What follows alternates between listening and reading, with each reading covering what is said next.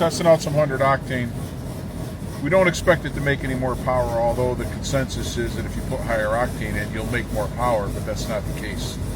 We're making as much power as the air will make. So we're flowing about 90 pounds of air per minute, which makes about 900 horsepower, which ends up being in the 825, 830 range. I just made 833, only because I raised the rev limiter a little bit more. It made 825 on the 100, just like it did on the pump gas. I raised the rev limiter, made 833, and I put a little bit more fuel in it to see if it likes that. So that's what we're doing. We're doing some testing to see what it likes. All right. Cool stuff. Let's see it.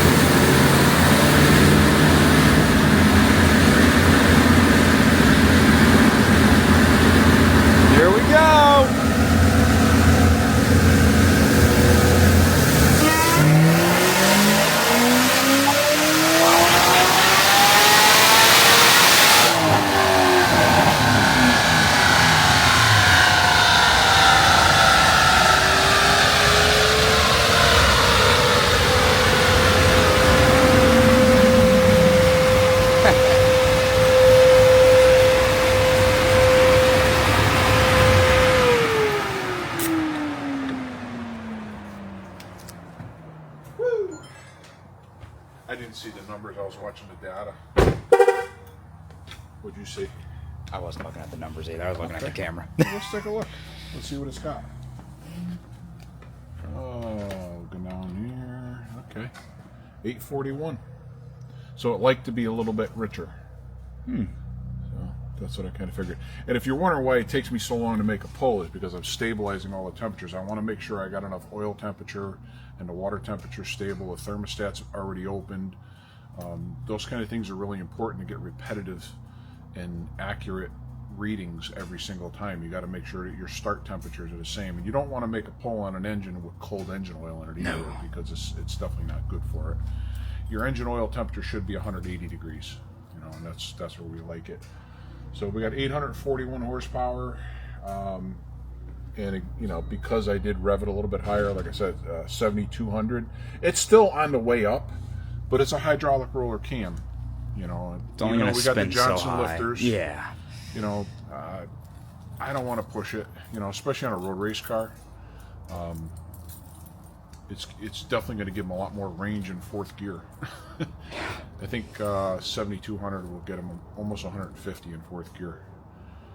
So, depending on what tire he's running, I know he runs slicks on it. So, yeah, and I got 752.3 foot-pounds of torque. I found I took a little bit of timing out at peak torque, and it liked it. So, a couple little tweaks. You know, we're talking about half a degree. We're not talking about, you know, 2 degrees. Yeah. Yeah, when I'm tuning, I'm so close, I'm only playing with half a degree increments. And a half a degree increment will show a result, you know, in a lot of cases. So, great numbers, right where it should be. We've done, I don't know, this got to be about the 15th or 16th one that we've done in-house since we developed this Terminator package. Originally with the Terminator 1 camshaft, this is the Terminator 2 camshaft. A little bit less lift, a little bit softer lobe, again, for the road race applications. But, you know, it makes as much power as any other cams we've tried. In fact, probably a little bit more, because like I said, we just don't see this kind of numbers on 12.5 pounds of boost. No. So let me see if the boost changed at all. It's cold today, you know, not quite as cold as it was yesterday. I need to add edit to view, and I need to go to add a channel, and then I go to manifold pressure, MAN, which is 67. We'll add that there, and we'll make that green. Green, yeah, okay. And then add another channel, and we'll add lambda. I'm getting better with this. Good. You know, it takes time. And we'll make that one black. So our lambda is black. Apply. Okay. Looks like something went awry. Either I added the wrong channel. No, it's 0.8. Yeah, 0.8 all up. See, this doesn't read to the next decimal. We need it to do that. They haven't been able to fix that yet. So I'm logging in the car, and I'm commanding 82, and I'm getting 82. So it's right on point. Look how flat it is. You know, it doesn't waver at all. So that's pretty good. So yeah, I made 833, and then I put a little bit more fuel in it. Made 841. Picked up some torque everywhere, and it's still at peak power. Now again, we are revving it a little bit higher, 12.8 pounds of boost at peak power. So just under 13. Yeah. Which is what I was targeting with this pulley combination. I've done almost all of these at 13 pounds, and they all come in around the 830, 840 range.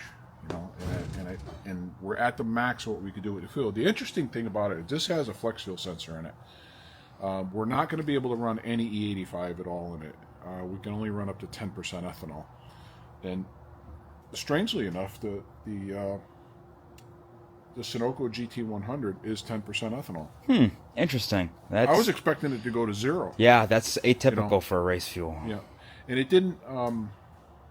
We didn't change anything as far as the ignition timing or anything. This is 93 versus 100. Just dumping the fuel in. Yeah, it's just a matter of change of fuel. The whole reason we want to run 100 is it's all about engine protection. You know, under extreme temperatures and high RPMs, and you know, a lot of things can change from the dyno to the track. So we're leaving a lot of cushion to make this thing reliable. You know, he got 65,000 miles out of the original motor, and I hope he can get 100 out of this one. Yeah. You know, we're gonna get it back here every season. Put fresh valve springs in it.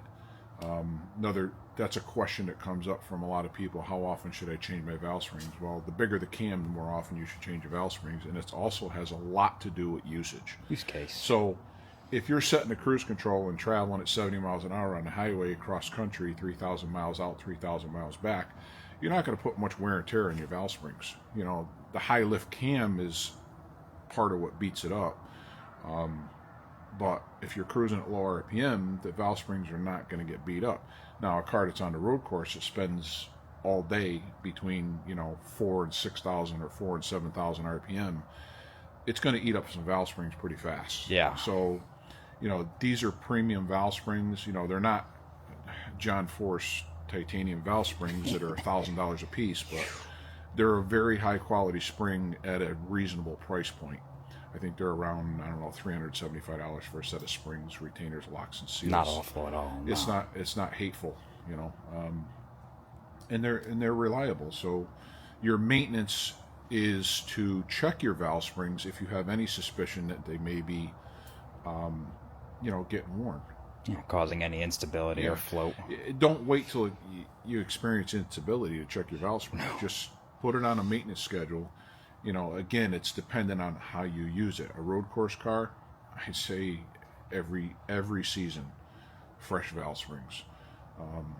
A drag race car, you know, depending on how good of a racer you are and how many rounds you go, I would say every 100 passes down the track, you know, put a set of valve springs in it, because you're spending the whole time at high RPM. Screaming. Yep. So, street car, you know, probably, you know, maybe every 10 or 12,000 miles, I would at least check them. If they check good, you could leave them another 12,000 miles. You know. So, one of the interesting things that came up while I was pouring the fuel in it, and I figured I'd share this. It's a cool little tidbit that a lot of people don't know, and I catch, you know, people all the time. Let me grab a can.